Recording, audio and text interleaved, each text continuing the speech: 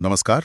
आज हम बात करने वाले हैं भारत और साइप्रस के मजबूत होते आर्थिक रिश्तों पर। हाँ। हाल ही में प्रधानमंत्री मोदी साइप्रस गए थे और उन्होंने वहां साइप्रस को यूरोप का प्रवेश द्वार भी कहा। हाँ, और हमारे पास इसी यात्रा के दौरान जो भारत साइप्रस सीईओ फोरम हुआ उसमें दिए गए उनके भाषण के कुछ खास अंश हैं। तो आज हम इसी भाषण को थोड़ा समझने की कोशिश करेंगे कि भाई इन दोनों देशों के बीच अभी क्या चल रहा है व्यापार निवेश में, और इससे भी ज़्यादा ज़रूरी कि आगे सहयोग की क्या संभावनाएं हैं।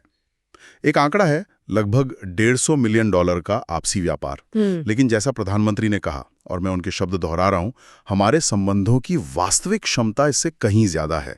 तो ये वास्तविक क्षमता ये है क्या असल में, इसी पर बात करते हैं। बिल्कुल। और देखिए, साइप्रस की जो लोकेशन है ना, वो उसे खास बनाती है। यूरोप, मिडल ईस्ट, अफ्रीका, सबके बीच में। बिल्कुल।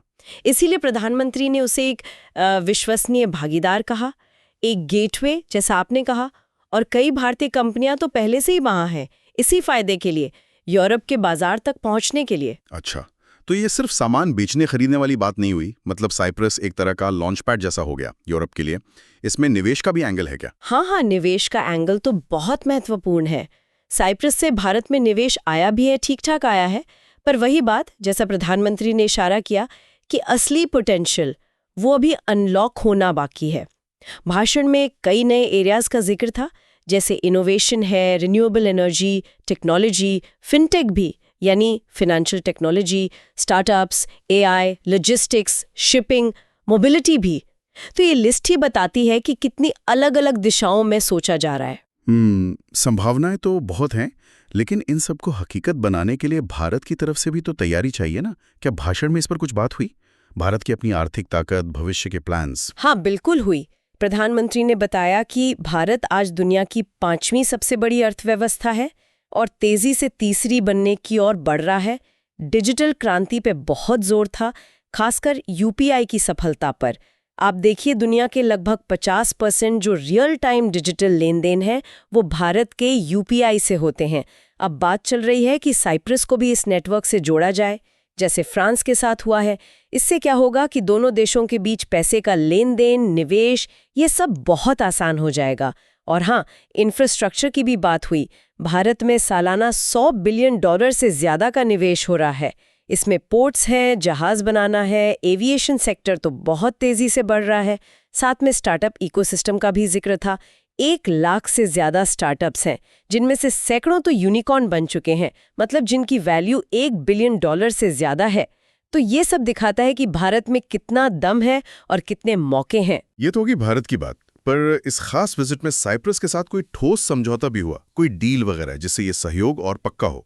हाँ, एक हुआ है। एक अहम समझौता है। साइप्रस स्टॉक एक्सचेंज और भारत का जो नेशनल स्टॉक एक्सचेंज है, एनएसई, उनके बीच ये समझौता हुआ है गुजरात की गिफ्ट सिटी में सहयोग को लेकर। गिफ्ट सिटी तो पता ही है, भारत का वो बड़ा महत्वाकांक्षी इंटरनेशनल फाइनेंशियल सेंटर बन रहा है। तो इससे क्या है कि दोनों देशों के बीच फाइनेंस और निवेश के लिए नए रास्ते खुलेंगे, मॉडर्न रास्ते। अच्छा, ये तो है एक स्पेसिफिक समझौता गिफ्ट सिटी वाला, पर एक बड़ी पिक्चर भी तो है यूरोप वाली। वो जो यूरोपियन यूनियन के साथ फ्री ट्रेड एग्रीमेंट एफटीए की बात चल रही है लंबे समय से, उसका कुछ जिक्र हुआ? हाँ, उस पर भी प्रधानमंत्री ने स्थिति साफ की। उन्होंने दोहराया कि भारत की कोशिश है कि ये ईयू वाला एफटीए इसी साल के अंत तक पूरा हो जाए। और हाल ही में जो यूके के साथ समझौता हुआ है, उससे थोड़ी उम्मीद बढ़ी है इस दिशा में। इसके साथ ही एक और बात हुई।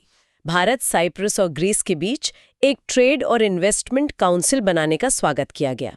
ये एक तरह का त्रिपक्षीय मंच होगा 3 देशों के बीच आर्थिक सहयोग बढ़ाने के लिए। तो कुल मिलाकर देखा जाए तो भारत और साइप्रस की ये जो नजदीकी हैं, ये सिर्फ 2 देशों का मामला नहीं लगता। ऐसा लगता है कि ये भारत की एक बड़ी यूरोपियन स्ट्रेटेजी का हिस्सा है। साइप्रस उसमें एक अहम कड़ी बन रहा है। बिल्कुल सही कहा आपने। ये एक मल्टी डायमेंशनल रिश्ता बन रहा है।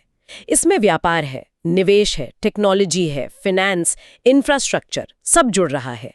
और ये गिफ्ट सिटी वाला समझौता या ईयू एफटीए की तरफ जो कदम बढ़ रहे हैं, ये दिखाते हैं कि दोनों तरफ से गंभीरता है इसे आगे ले जाने की। ये सब सुनकर एक सवाल आता है मन में, जैसे जैसे भारत ग्लोबल इकोनॉमी में अपनी जगह बना रहा है और मजबूत हो रहा है, तो साइप्रस जैसे जो रणनीतिक पार्टनर हैं, भले ही साइज में छोटे हों, उनकी भूमिका भारत के लिए कितनी अहम होती जाएगी, खासकर यूरोप और मेडिटेरेनियन इलाके में।